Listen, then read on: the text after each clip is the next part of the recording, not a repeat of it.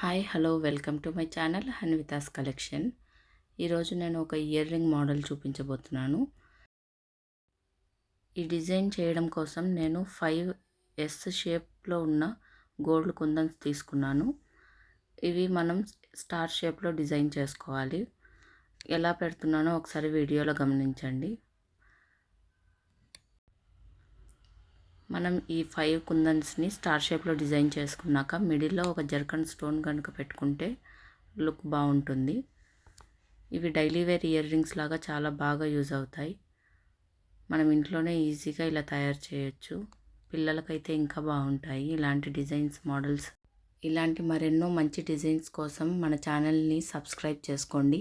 నా వీడియోస్ కనుక మీకు నచ్చినట్టయితే లైక్ చేయండి, షేర్ చేయండి, అలాగే సబ్స్క్రైబ్ చేసుకోండి.